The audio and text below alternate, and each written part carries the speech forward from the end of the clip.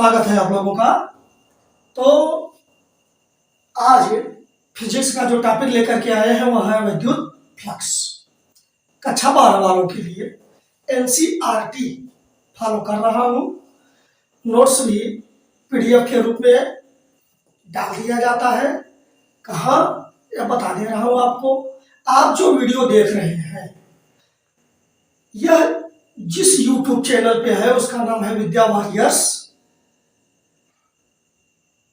इसी नाम से एक चैनल बना रखा हूं टेलीग्राम ग्रुप का, ठीक। उसमें यह पीडीएफ डाल दिया जाता है टेलीग्राम ग्रुप पर, और उसका लिंक जो है वह जो वीडियो आप देख रहे हैं उसके डिस्क्रिप्शन बॉक्स में मिल जाएगा। इस लिंक से आप उसमें जाकर के ज्वाइन कर लीजिए, पीडीएफ भी पा जाएंगे, ठीक। आइए शुरू करते हैं मजेदार ढंग से और समझने की कोशिश करते हैं। फिजिक्स बहुत रोचक विषय है, समझेंगे बहुत मजा आएगा, ठीक। फिजिक्स को देखिए भाई, इस तरह से मत पढ़िए। फिजिक्स बहुत रोचक विषय है। इसको मजेदार ढंग से जब आप परिवेश से जोड़ करके समझेंगे धीरे धीरे, इस तरह से नहीं।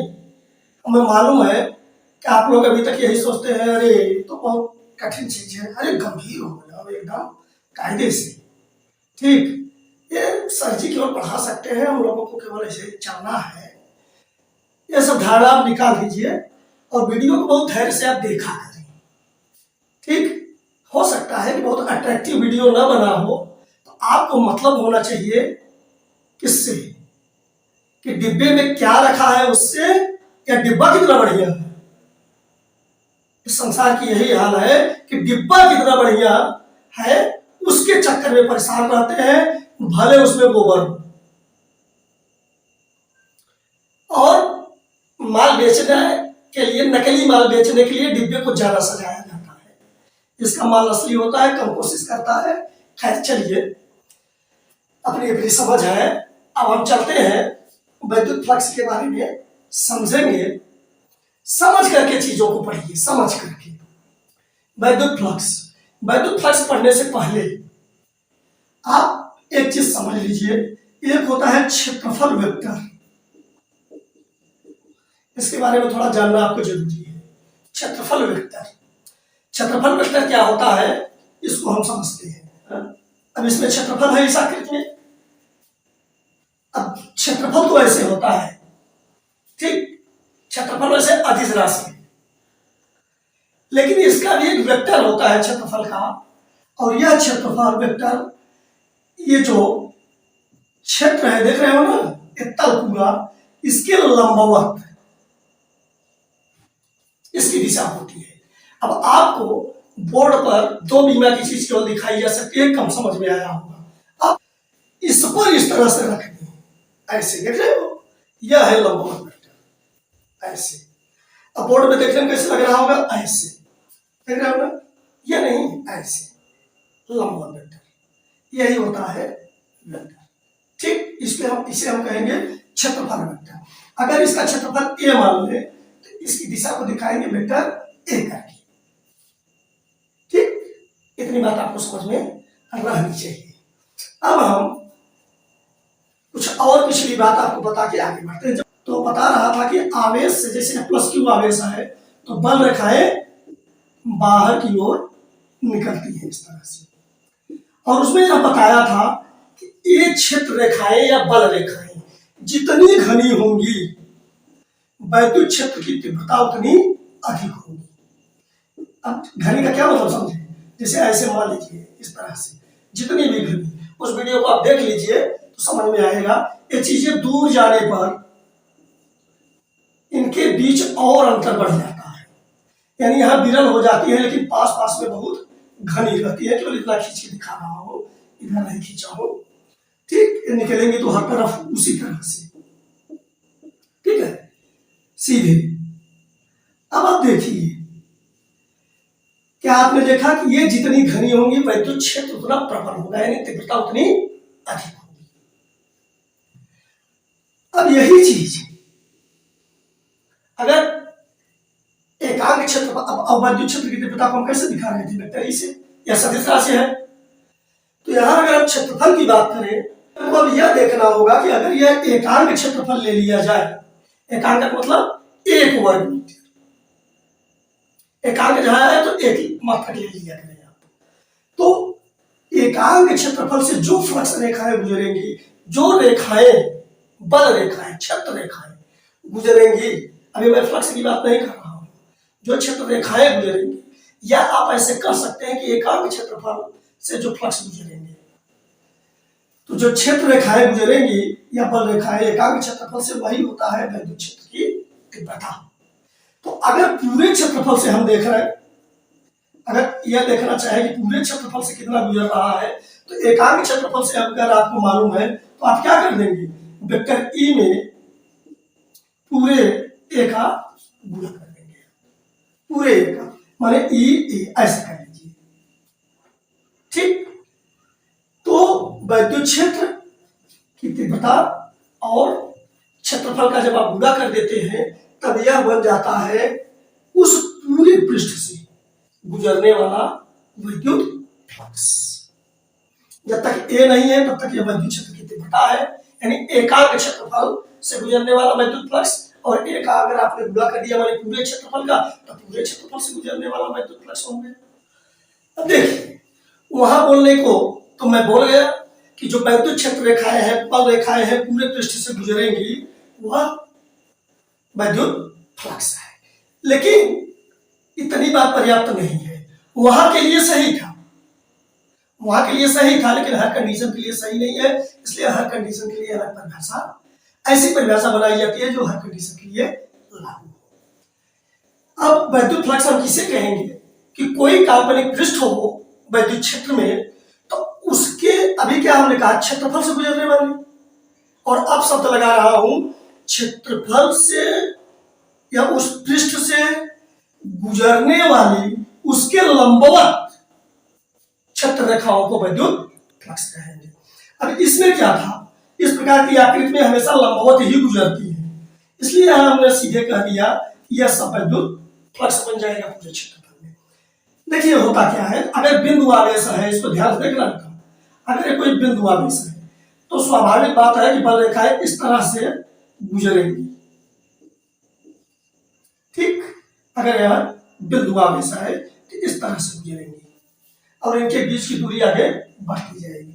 लेकिन अगर कोई आवेश स्रोत इस प्रकार का हो, जैसे कोई प्लेट मान लेते हैं, अब इस यहां अगर इसे आवेशित कर दें तो फ्लक्स रेखाएं समानांतर जाने लगेंगी इस तरह से। या मान लीजिए इस तरह का कोई काल्पनिक पृष्ठ है, ठीक, या कोई प्लेटलेट नहीं है, और फ्लक्स मान लीजिए यहां से चला है किसी स्रोत से। अब यह फ्लक्स अगर यहाँ पहुंच करके मान लीजिए ऐसे आया और यहाँ पहुंच करके सीधे गुजर गया, तब तो यह फ्लक्स में गिना जाएगा। ठीक, लेकिन अगर फ्लक्स कुछ इस तरह से गुजरे, इसको अब मैं अलग तरीके से दिखा रहा हूं, ये ऐसे आकर के इस तरह से गुजरे, अब क्या होगा, और तल के जो लंबवत होगा वह यह होगा। अभी हमने जो बताया क्षेत्रफल वेक्टर तल के लंबवत, अगर इसका क्षेत्रफल ए मान लें तो यह हो जाएगा वेक्टर ए, और यह है वैद्युत क्षेत्र, इसको हम मान ले रहे हैं वैद्युत क्षेत्र की तीव्रता। अब आप ध्यान से देखिए कि लंबवत की बात कही जा रही है, लंबवत गुजरने की बात की जा रही है, तो जो क्षेत्रफल वेक्टर कह लें उसको, या कह लें कि जो उस पृष्ठ पर अभिलंब खींचा गया है उसके साथ यह वैद्युत क्षेत्र रेखा या वैद्युत बल रेखा कितने अंश का कोण बनाती है। अब यह रेखा जा रही है अगर, तो यह क्षेत्र के लंबवत नहीं है, और जो लंबवत जाएगी वही फ्लक्स कहलाएगी। तब सदिश में आप पढ़े हैं कि ऐसी स्थिति में क्षेत्रफल जो सदिश होते हैं उनको दो घटकों में तोड़ लिया जाता है, एक ज्या और एक को ज्या साइन थीटा में है, cos थीटा में पढ़े हैं इस चीज को। तो यह जो है जब आप तोड़ेंगे तो यह cos थीटा में टूटता है, ठीक। अब इसका जो लंबवत घटक होगा वह यह हो जाएगा। अब यह जब होगा तो यह cos थीटा में टूटेगा, यानी यह बन जाएगा वेक्टर E cos थीटा। वास्तव में लंबवत केवल यही जा रहा है, वास्तव में लंबवत केवल यही जा पा रहा है बस, ठीक। अब यहां वेक्टर नहीं लेंगे, इसका केवल परिमाण लेंगे, सदिश नहीं लेंगे। तो ई का केवल cos थीटा घटक इसके लंबवत जाएगा। अब क्षेत्रफल का अगर गुणा इसमें हम करें तो ए का भी गुणा कर देंगे। तो अभी हमने बताया कि जब ए का गुणा कर देंगे तब पूरा विद्युत फ्लक्स हो जाएगा, लेकिन लंबवत होना चाहिए। इस तरह से परिभाषा क्या बना, वैद्युत क्षेत्र में रखे किसी काल्पनिक पृष्ठ के लंबवत गुजरने वाले वैद्युत क्षेत्र रेखाओं को या वैद्युत क्षेत्र रेखाओं की संख्या को वैद्युत फ्लक्स कहते हैं, ठीक। अब यह पूरा हो जाएगा वैद्युत फ्लक्स, यह लंबवत गुजरेगा। अब इसको हम लिख सकते हैं ई ए cos थीटा। अब आपको मालूम है कि आप पढ़ चुके हैं बेटा अदिश गुणन, डाट गुणन या अदिश गुणन, ठीक, स्केलर प्रोडक्ट। तो vector E dot vector A सदिश रूप में अगर व्यक्त करें और फ्लक्स का संकेत जो है वह फाई होता है और ई से दिखा देते हैं, इसका मतलब वैद्युत फ्लक्स की बात हो रही है। तो फाई ई बराबर, अब यहां सूत्र बना फाई ई बराबर vector E dot vector A. आपको कोई दिक्कत तो नहीं होनी चाहिए, ठीक। Vector E dot vector A. अब अगर हम चाहें इसका डेरिवेशन करना तो डेरिवेशन भी करके दिखा दे रहे हैं, हालांकि सारा कॉन्सेप्ट तो इसी में हो गया। अब हम डेरिवेशन भी कर दे रहे हैं। अब मान लीजिए है तो इसी तरीके का हुआ भी, लेकिन अब आप चूंकि फिजिक्स पढ़ रहे हैं तो मेन कॉन्सेप्ट आपके पास होना चाहिए, और वह कॉन्सेप्ट क्या है कि कहां हम अवकल गणित का उपयोग करेंगे। फिजिक्स में अवकल गणित का उपयोग बहुत अधिक होता है, यानी अवकलन और समाकलन जिसे आप कहते हैं, डिफरेंशियल एंड इंटीग्रेशन। अब मान लीजिए कोई क्षेत्र है, वैद्युत क्षेत्र में कोई काल्पनिक पृष्ठ है और कोई वैद्युत फ्लक्स आप मान लीजिए कि हम दिखा दे रहे हैं, कई दिखा दे रहे हैं आपको समझने के लिए। इस तरह से एक वैद्युत बल रेखाएं गुजर रही है और वैद्युत क्षेत्र की तीव्रता हम वेक्टर ई लेते हैं, ठीक। अब ये थोड़ी तिरछी जा रही है और जानी कैसे चाहिए, लंबवत। तो हम अगर क्षेत्रफल वेक्टर देखें तो क्षेत्रफल वेक्टर क्षेत्रफल पृष्ठ के क्या होगा, लंबवत, अभिलंबवत। अभिलंबवत माने डी वेक्टर, यहाँ वेक्टर ए बनेगा, ठीक।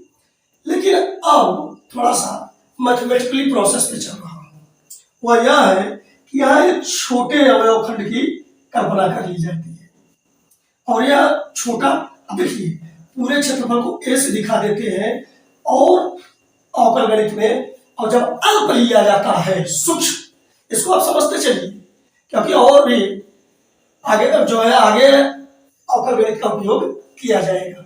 तो जब अल्प अवयव जहां लेंगे वहां डी लगा देंगे, डी वेक्टर ए या डी ए, ठीक, यानी कोई सूक्ष्म खंड है। तब यहां हम सूक्ष्म एक अवयव खंड इस पूरे प्लेट में ले लें अगर, तो इसका क्षेत्रफल कहा जाएगा डी ए, और इसके क्षेत्रफल पर जो क्षेत्रफल सदिश खींचा जाएगा जो अभी हमने बताया एरिया वेक्टर, उसकी दिशा इसके लंबवत होगी, तब उसे दिखाएंगे डी वेक्टर ए से। अभी आप देखिए वेक्टर ए से दिखाए थे, ये पूरे क्षेत्रफल के लिए दिखा दिए थे, ठीक। और यहाँ इस छोटे अवयव खंड के लिए डी वेक्टर ए दिखा दे रहे हैं, और जो इसकी दिशा है वह इसके साथ वैद्युत क्षेत्र के साथ थीटा कोण बनाती है। आपको एक चीज याद रखना है, जब आप सवाल हल करेंगे तो आप उलझ जाएंगे। इसमें जब थीटा देगा तो आपको भ्रम होने लगेगा कि यह तल के, यहाँ आप देखिए यह वैद्युत क्षेत्र है ना, कि यह तल के साथ बना कोण है, यहाँ थीटा नहीं, एक गलत है। और परीक्षा में पूछ भी देते हैं ऐसे प्रश्न कि वैद्युत क्षेत्र, वैद्युत बल रेखाएं वो पृष्ठ के साथ थीटा कोण बना रही है, तो यहाँ थीटा कोण बना देती है। अब कहते हैं तब वैद्युत फ्लक्स ज्ञात कीजिए, तो आप धड़ से कहते हैं अरे काश तो लगाना है, काश थीटा करके ये काश थीटा करके सवाल हल हो गया और उत्तर गलत आया। आपको याद रखना है कि जो लंब खींचा जाएगा पृष्ठ पर, उसके साथ जो कोण बनाएगा यह थीटा है। यानी अगर यहां थीटा दे दिया तब आपको इस पूरे 90 अंश के कोण में, चूंकि ये लंबवत है, ये तो क्षेत्रफल इस पृष्ठ के साथ 90 अंश का कोण बना ही रहा है, ऐसे ऐसे, समझ रहे हो ना? मेरी हथेली देखो और इस तरह से, इसको भी हम इसी तरह मान लेते हैं, ये फ्लक्स रेखा पतला मानो और ये लंब हो गया और हथेली का ये क्षेत्रफल मानो, ऐसे। तो ये कोण होना चाहिए दोनों के बीच वाला, यह थीटा कोण है। और अगर ऐसे है, ऐसे, और तल के और इसके बीच दे रहा है, तो यह तल के बीच कोण है। तो इस 90 अंश वाले में से थीटा को घटाकर 90 माइनस थीटा कर लेंगे इसको। तब जब हल करेंगे तब हम काश 90 माइनस थीटा का यूज करेंगे, यानी ई ए काश 90 माइनस थीटा, तब बन जाएगा ई ए काश 90 माइनस थीटा क्या होता है, साइन थीटा। और आप चक्कर में पड़ जाएंगे, साइन थीटा करने से जो उत्तर आ रहा है वो सही दे रहा है, और सर जी ने पढ़ाया है काश थीटा से हल होगा, इसका मतलब उत्तर तो गलत नहीं है, नहीं आप गलत हो जाते हैं। चलिए अब इस यहाँ फिर समझने की कोशिश करते हैं। अब ये अल्पअवयव डी हो गया, इसका क्षेत्रफल सदिश डी वेक्टर ए हो गया, यह वैद्युत क्षेत्र की दिशा हो गई, ठीक। इसके साथ कोण यहाँ देखना, क्षेत्रफल पर अभिलंब यह है और वैद्युत क्षेत्र की दिशा यह, तो दोनों के बीच कोण थीटा हो गया। अब हम पूरे क्षेत्रफल का अगर निकालना चाहें तो इसके लिए जो बनेगा, यहाँ वैद्युत फ्लक्स को फाई से दिखाते हैं, तो क्षेत्रफल जब छोटा लिए तो वैद्युत फ्लक्स का मान भी कम ही होगा, छोटा होगा, अल्प होगा। जब यह क्षेत्रफल कम है तो उससे जो फ्लक्स गुजरेंगे उनकी मात्रा भी तो कम होगी, तो उनकी संख्या भी कम होगी, तो हम उनको उस फ्लक्स को भी डी से दिखाएंगे, डी फाई से। अब डी फाई बराबर, अब सीधे सीधे नियम का यूज अगर करें तो vector E dot D vector A, ठीक। अदिश गुणन, अब इसको अगर हम देखें तो अब इसको लिख सकते हैं ई, अब डी ए, अब यहाँ अदिश गुणन के नियम से आप देखिए कि vector A dot vector B, अदिश गुणन क्या कहता है, vector A dot vector B बराबर ए बी कॉस थीटा। अदिश गुणन में आप पढ़ चुकी हैं, अब वही हो जाएगा, ए की जगह ई हो गया और यह डी ए हो गया बी की जगह, और इनके बीच का कोण थीटा है तो हो गया कॉस थीटा, ठीक। E D A cos theta. अभी आप ध्यान देना, ये एक बहुत कम क्षेत्रफल के लिए है, अल्प क्षेत्रफल के लिए।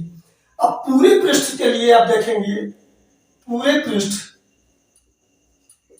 से गुजरने वाला फ्लक्स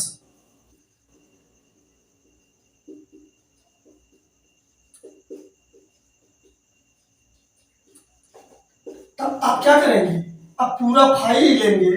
अब यही समाकलन का उपयोग किया जाता है अवकल गणित का, जब ये छोटा खंड आपको मालूम रहता है।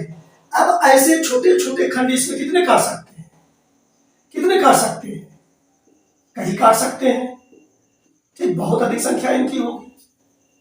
अब ऐसे छोटे छोटे खंड की कल्पना करें और सबको एक में जोड़ दें, तो छोटे छोटे अवयव को जोड़ना ही अवकल गणित में समाकलन कहलाता है। तो समाकलन के नियम से उसे किया जाता है, समाकलन का यह चिन्ह होता है इस तरह से।